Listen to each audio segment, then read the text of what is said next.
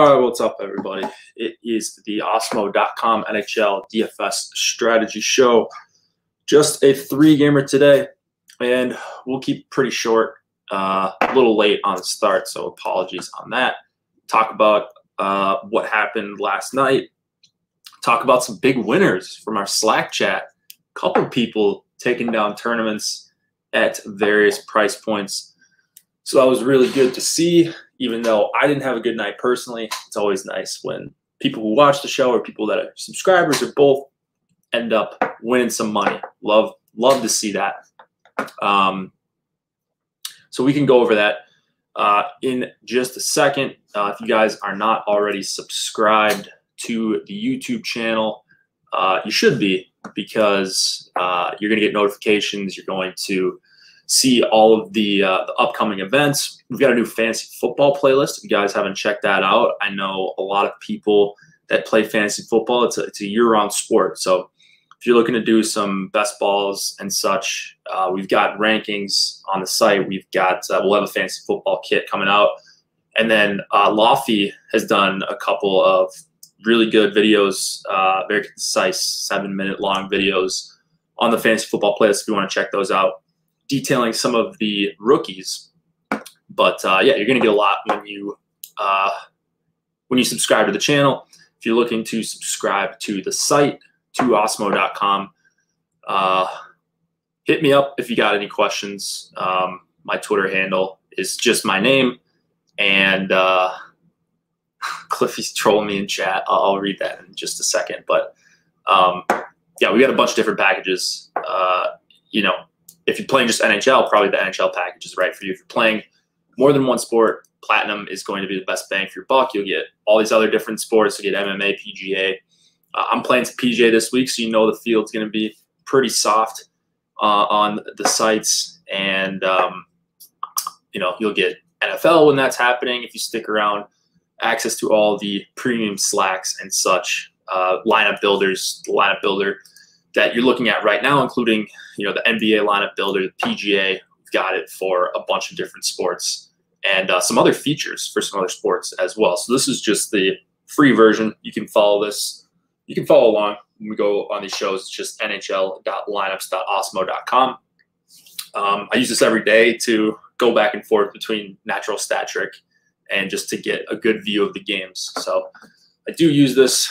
You should be using the projections and the ownership and the top stacks on the site as well. If you are a subscriber, if you got any questions about those, I'm always willing to help. And we do have some articles on those for NHL specifically and a lot of the other sports as well.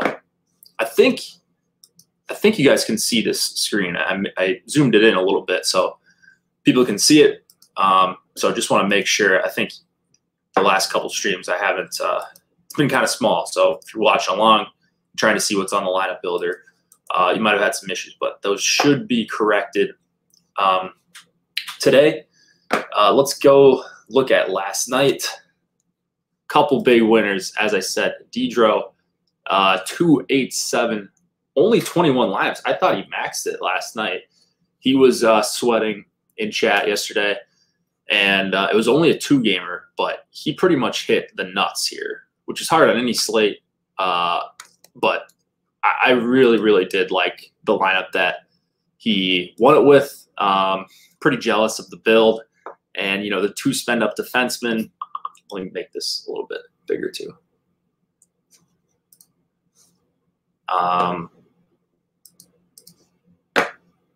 Okay.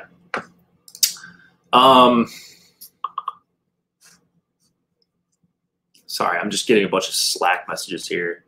The schedule is messed up. Okay. Well, there you go. So hopefully you guys can get the correct schedule on YouTube. But I think we're good to go. The people that are watching this, people that are listening to this, that doesn't matter anymore. So back to this lineup really quick. Full Toronto 2. I was really low. I think Toronto 2 was my biggest fade or biggest underweight, whatever you want to call it, on the slate. So I was thinking to myself, all right, I just need Galchenyuk, especially. I had some Nylander one-offs. I needed Galchenyuk to just stay quiet. He was one of the highest scoring players on the slate. So I knew I was dead early, but Dedro was not full Toronto 2, 2-man Trocheck, Netchis, and then you add in Dougie, you get the correlation with Dougie and Trocheck on the top power play. Trocheck, which wasn't actually good, kind of weighing down this lineup, as was Forsberg, but the construction was really all that mattered. There weren't a lot of high-scoring defensemen. Dougie was one of them. You had to have him. Yossi did good enough for at 12-1, and then Jack Campbell got the shutout in a 4-0 win. So, a lot of these players were popular, but again, 2-game slate, you get a second line on a team that's favored to win that game, not only win it, but to score a handful of goals in Toronto 2. Galchenyuk was very low owned, highest scoring skater in the lineup. So great looking lineup there. One that I wish I would have had because it was good construction. I was looking at Whistles Go Woo earlier. I think he's quit it with the 3 defensemen, at least for the time being. We'll see. We'll see if he ever brings it back. Some familiar names up at the top here.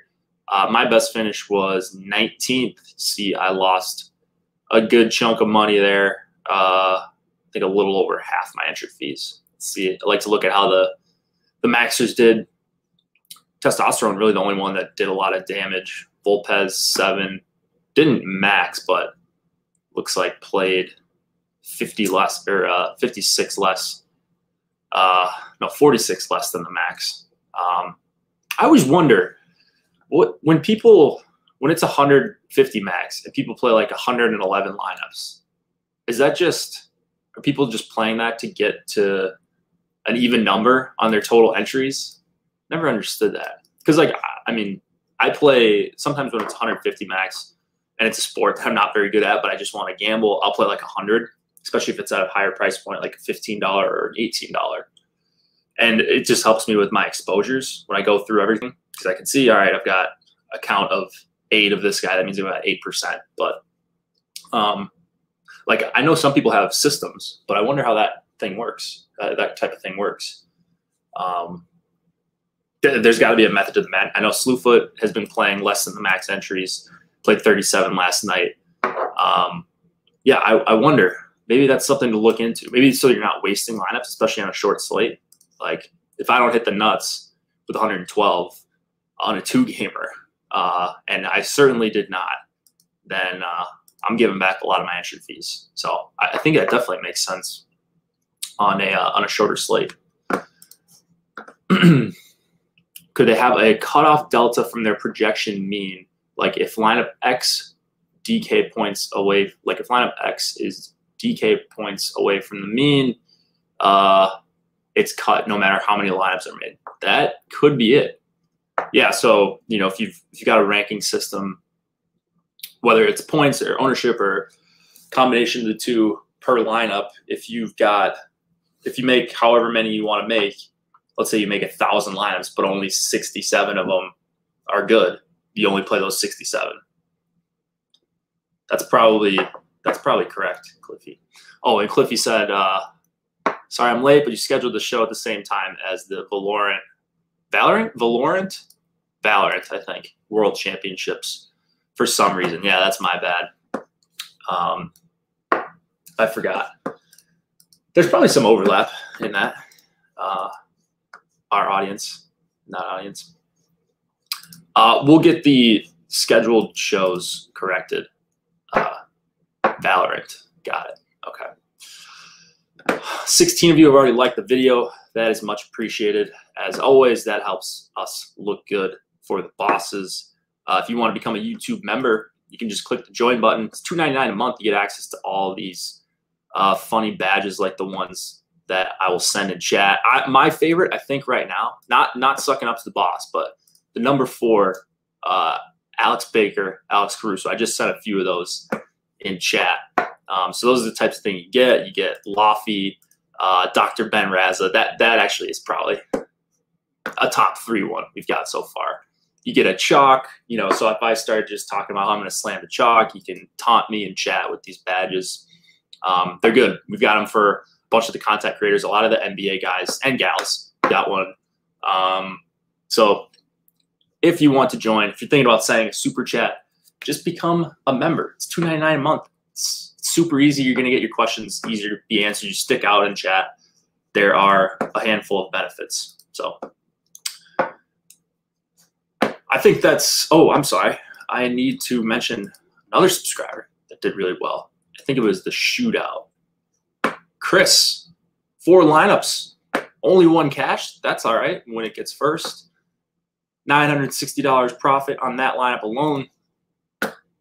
Kerfoot, Nylander, Galchenyuk. That same Toronto 2, full line stack. Matthews one-off. He was popular, but I would doubt a lot of Matthews lineups were with full Toronto 2. So I like this construction as well. Get a defenseman in there. 0 points. Didn't matter. You saw a couple lower scores in Dustin's lineup as well. Svechnikov, Hamilton, Forsberg. So a little bit of overlap here, but a bit different of a construction, more of a Josh stack here. Had to get Campbell. That's nice when you run like that. You only cash 1. I mean, you only played 4, so it's not that ridiculous to think that you'd only cash 1. But that's nice to see that 1 ends up crushing the field. 1 it convinces me. I mean, it's hard to win short slates by more than a couple points, and it was a low scoring slate, so you would think it'd be really, really bunched up at the top, but cleared everybody by 6 points. Sure had a nice little sweat going there. Congrats to Chris in the premium Slack. Jock Market, presenting sponsor of the show. If you guys haven't checked them out just yet, we've talked about it for the last couple months. It's like stocks and fantasy sports together. And if you use the promo code Awesemo NHL20, you get a $20 bonus on your first deposit.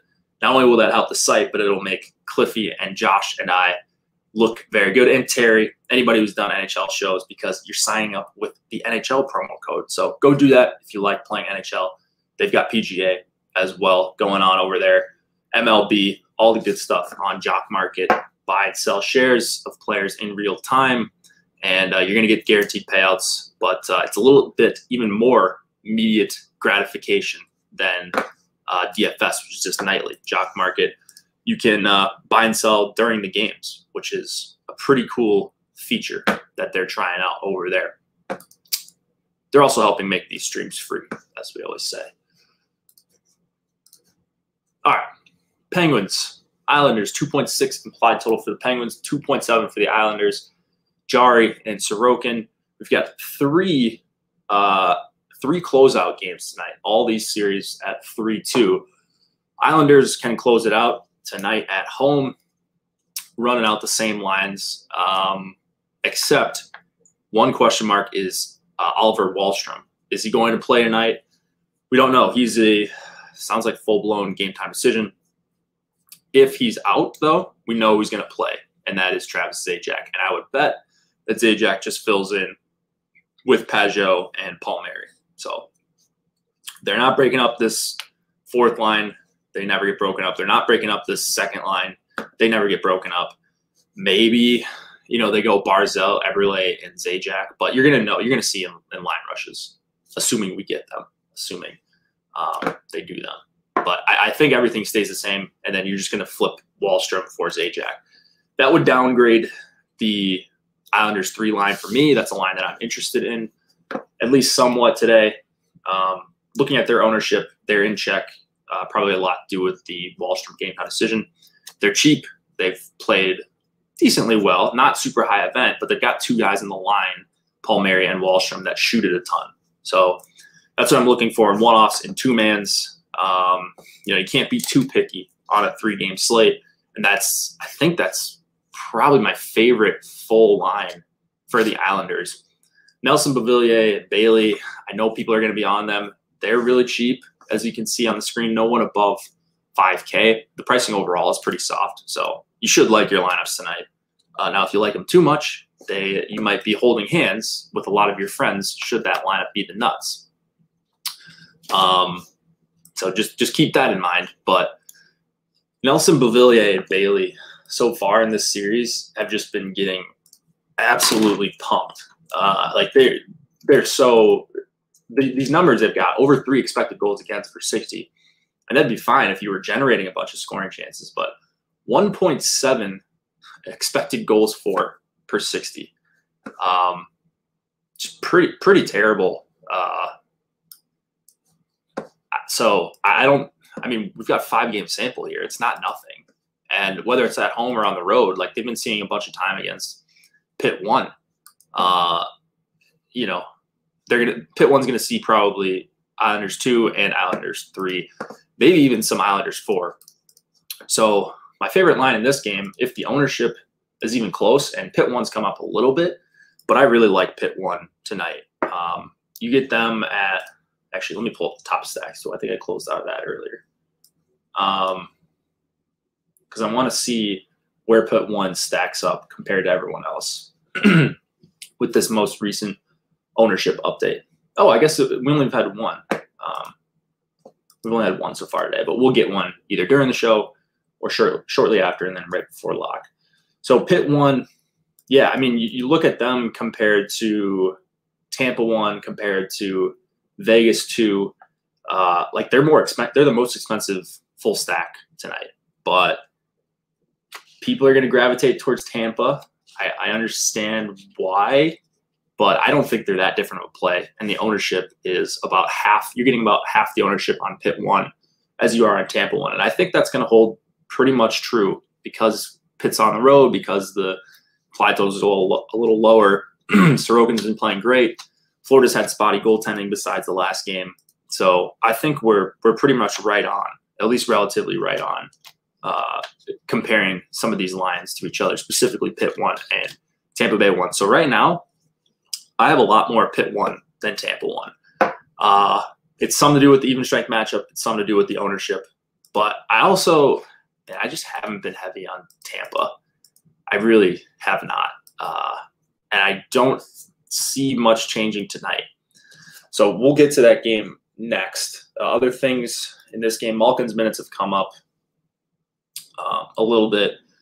If you want to play Malkin, Zucker, Kapanen, that's okay. I think I'd rather go like Malkin, Zucker, 2-man, maybe leave off some Kasperi, Kapanen, or Carter, McCann. That's another pretty good 2-man as well. So Carter's price has come down to a place that we are that we're more comfortable with. I think he was like 5,600 the last slate.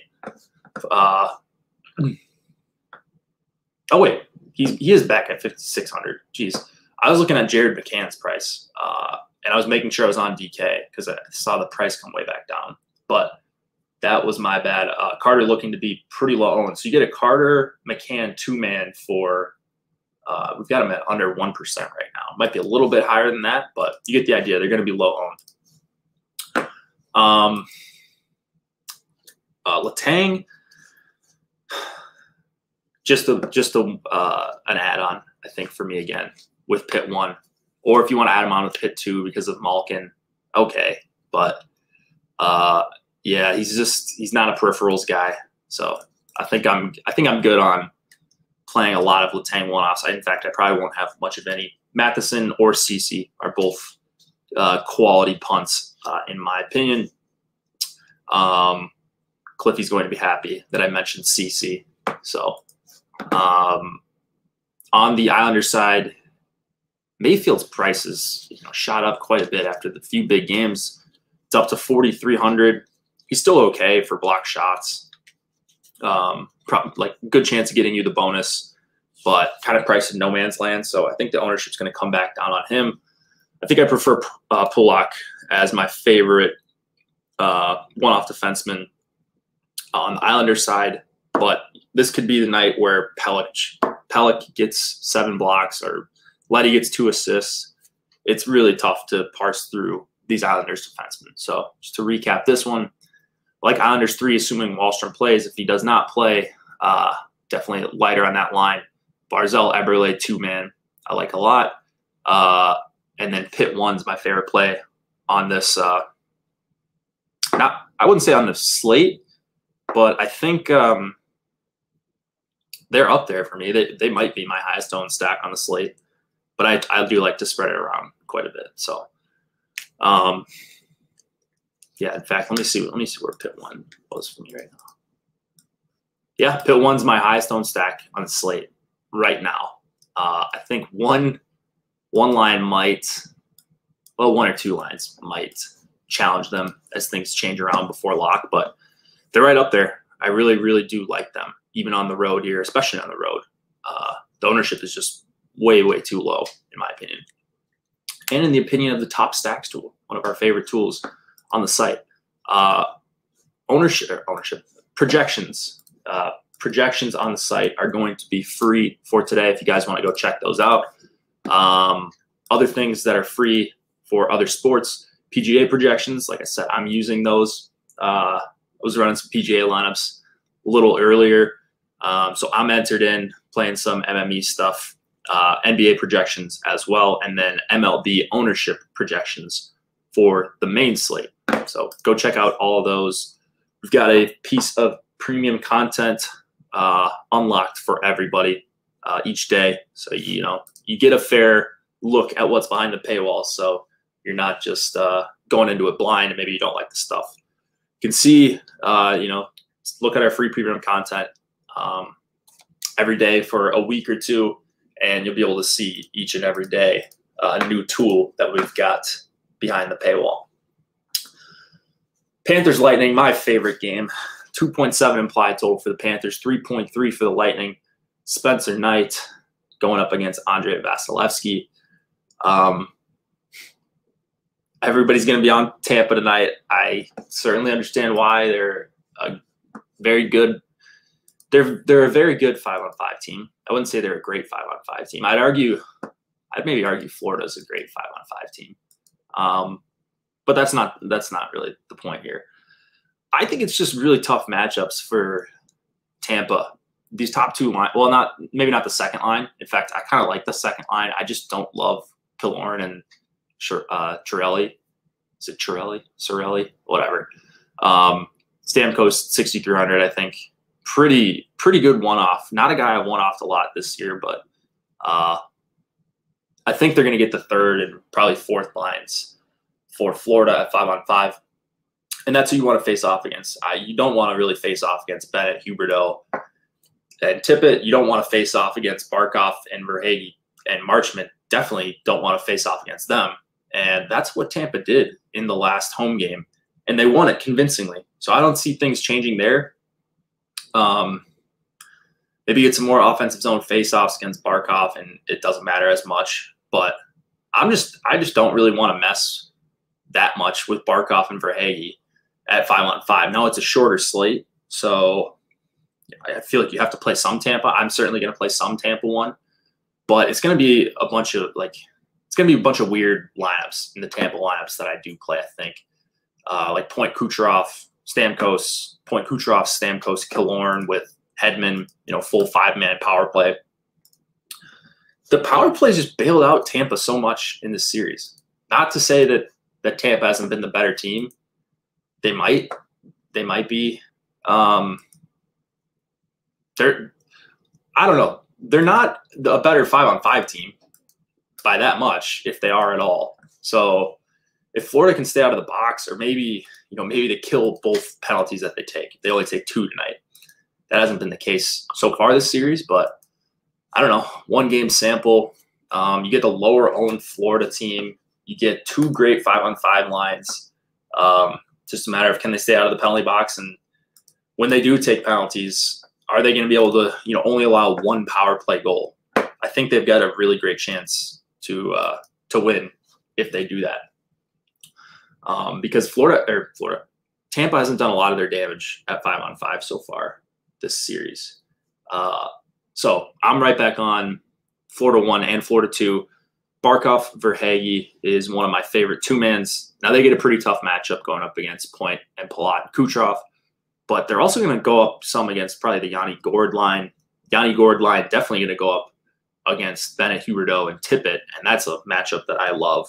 So, you've got the anchors here. Barkov, I would like to get him in a strong majority of my Florida stacks. Even if you like Bennett, Huberdeau, that's fine. But I think you want to mix in some Bennett, Huberdeau, and Barkov lineups. I'll have some full Tampa or full Florida, like Josh Stack style lineups or Jill stacks. with Uyghur or Montour, they're committed, it looks like, to this 5-forward power play, which I really like. I think Quenneville is pretty sharp, especially in this series. Like, you're down 3-1. Now it's 3-2. There is absolutely no reason to ever have Keith Yandle on the ice on a 5-on-4, or really ever. But I think Uyghur could be. I mean, Uyghur might already be a stud. He's going to be very good if he's not already. So $5K for him, I don't really mind paying for that. The problem is just you're not getting power play correlation on any of these Florida defensemen should they stick with the 5-forward PP. And they played the whole 2 minutes, I think, for 2 of the power plays in the last game. So, just who are your best 5 guys? And you put them out there against 4 guys, and you might give up an extra shorthanded goal or 2 or 5 throughout the season if you do this for a full season. But I think it's worth it in a series where you're underdogs, especially. So going back to DFS here, Uyghur is my favorite guy to play with either of the Florida top 2 lines. Going to play a lot of 5-on-5, going to get the secondary power play time. So I did see him out there, I think it was 2 games ago, when they were still playing Yandle. Uyghur saw some power play time, but he's just going to see a lot of 5-on-5. He's going to shoot it a decent amount. Same thing with Montour, 3,700. And then if I had to pick a third guy, it would probably be Forsling. But yeah, I like Florida again here. I don't know if they'll win this game, but I think they're going to generate a lot of chances, and that's what I like for DFS at 5-on-5. Anything on the power play is going to be extra. Gord, Coleman, 2-man, that's okay. They just haven't played well at even strength. My favorite, like I said, I think my favorite guy is Stamkos. But I just don't want to get completely shut out should Tampa 1 go off. So I'm going to play my 10 to 15% Tampa 1, maybe some Kucherov one-offs, or like Kucherov, Hedman, 2-mans if they get hot in the power play together. A lot of that goes through Kucherov. But Hedman's popular. He's what, 6,200, and he is 29% owned right now. He's going to be popular. A lot of power play assists. I mostly want Hedman in Tampa stacks, whether it's Tampa 1, Tampa 2, whatever it is. Other than that, in this one, let me find okay. Other than that, yeah, I don't really love the Tampa defenseman here. So I'm rooting for the Cats. I want this to go to Game 7. I think this series deserves a Game 7. I think all of these kind of deserve a Game 7. Maybe not the Minnesota-Vegas series. That one's been all over the place, but I'm rooting for Game 7s so that we can have another 3-gamer on Friday night. Vegas, Minnesota, 3 implied total for the Knights, 2.5 for the Wild. Probably going to be Fleury. Probably going to be Talbot. I will say though, like, there's some chance, right, that it's Leonard. I haven't seen confirmation. I saw that they both left at the same time during pregame skate. So maybe they're playing some mind games here. Pacioretty skated this morning. I'm sure they're going to say it's a game time decision, but this is the first time he skated, I believe. So not looking overly likely that you're getting Max Pacioretty tonight. Tuck's price come up a little bit. And then Minnesota's got a couple of game time decisions according to their coach, Creed Bratton. It sounds like maybe Foligno's banged up. I know he missed a few shifts in the last game, and then Bonino also didn't skate this morning. But some of the beats were saying that those 2 guys usually don't participate in optional skates. But there was also game time decisions apparently. I don't know who the game time decisions are. I'm just speculating. That being said, if this is the roster we see on both sides, I once again like Kirill Kaprizov and Matt Zuccarello. Not a Victor Rask guy, as you guys know. Fiala one-off again. I feel like it's the same guys from Minnesota. Like, I feel like if they have a big performance here, it's got to come from Kaprizov. It's got to come from Zuccarello and Fiala. And Hartman. I think Hartman's a decent player for DFS. So he's a guy I played a lot recently. They're not going to get the top two lines. We're going to see Eriksson Ek, Greenway, Foligno, hard match, Chandler Stevenson, Mark Stone, and Alex Tuck. And that's a terrible matchup for Vegas 1. Stone scored a couple, dusty goals, but I've watched a lot of this series, and I can't remember a time where it felt like Vegas 1 was just rolling over Eriksson Ek line. And now being at home for Minnesota, it's a tougher place to play. Not that Vegas isn't a tough place to play. But Minnesota stole a game there, and Vegas stole 2 against the Wild, so they have no problem playing in Minneapolis, or I guess it's in St. Paul. Yeah, I'm not on Vegas 1 again. If I get to a couple Stone Tuck 2-mans, that's okay. Vegas 2, I think, is the spot, but it looks like everybody knows it's the spot. So I'm probably going to be heavier on the Minnesota side. Again, Kaprizov, Zuccarello. They're coming in lower owned than I think they should. At least expected ownership. Like Kaprizov, 10%. Zuccarello, 8%. I like those. I like that 2-man a ton. And I think, even in some Vegas 2 lineups, you start out with Vegas 2 in there, you could swap pretty easily to Kaprizov and Zuccarello if you've got like Carlson, Marsh, so 2-man left and you're chasing. I think you're going to get lower ownership on Kaprizov, Zuccarello. So Vegas 2 going to be popular. They're a great play. They've played awesome all series. They're going to get the better matchups against the non-Eriksson Ek lines. So you like to see that. But this is a Minnesota game for me. I think pretty good chance that they force a Game 7 here. I'm surprised. They're half-goal underdogs at home. They haven't done a great job of scoring this series, but I think they've played well defensively. Couple tough breaks for them.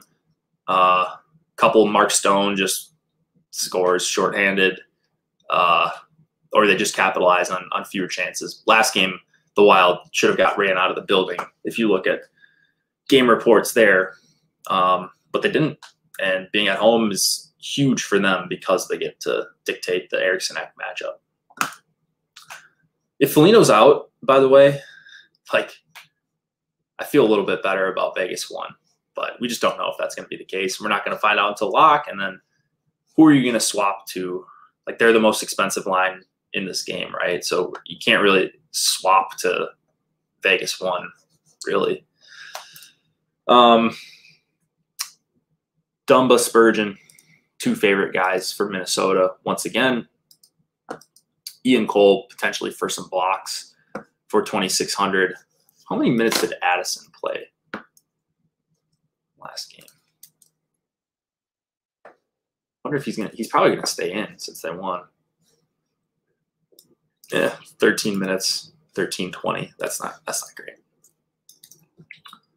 And then Ian Cole was at 15. Maybe no Ian Cole. 2,600. He's still playing 15 minutes. That's not anything to write home about. Shea Theodore is the best defenseman play here. If you want to argue Pietrangelo is, I'm not going to fight you too much. He had the big game last time out, but I'm still a Theodore guy over Pietrangelo for tonight. Goes better with Vegas 2 as well. That's the stack I want to play.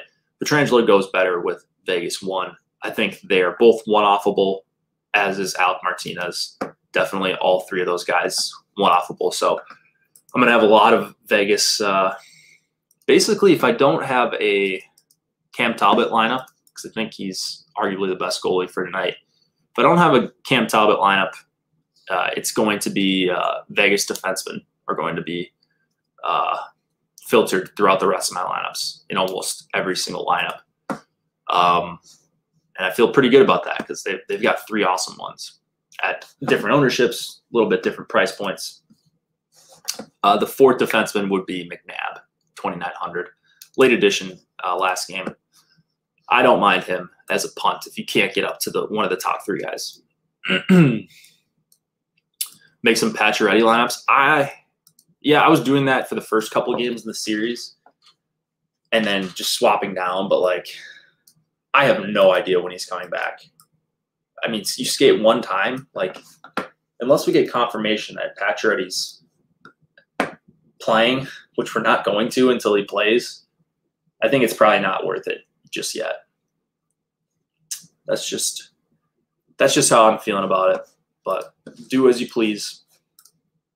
I think that's all I've got for today, except goalies. My favorite guy's Talbot. I'm just going to see a ton of volume. He has seen a lot of volume all series. Sorokin, I know I mentioned Pitt 1 being high on them, but Sorokin, I think, in for another high volume game. On the other side, Tristan Jarry, he's okay. I want to get some Spencer Knight, though. I'm pretty confident. Like, Tampa's game plan last game was just throw pucks at the net, and he got a bunch of high quality or low quality, low danger. That's the word. Low danger saves in that game. And if that's their game plan again, they just hope he breaks. That's the kind of goalie I want to target. I know Tampa's, they're amazing on the power play, so it could go south really fast for Spencer Knight. But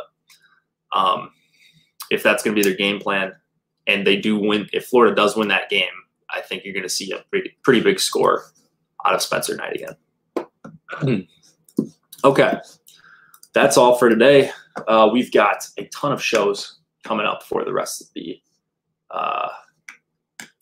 day. We have the let me actually just pull up the schedule here. I would say we got a bunch of shows, but here we'll just go through it. The Wednesday schedule.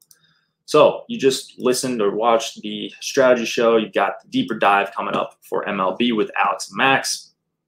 You've got the tip-off show coming up with Kayla, Eric, and Spags at 4 p.m. Eastern. And then deeper dive live before lock on that exact same stream as the tip-off show. So tune into all those. Just subscribe to the channel. That's going to be the easiest way to know what is going on. And I will see you guys hopefully tomorrow if we've got a reasonable slate.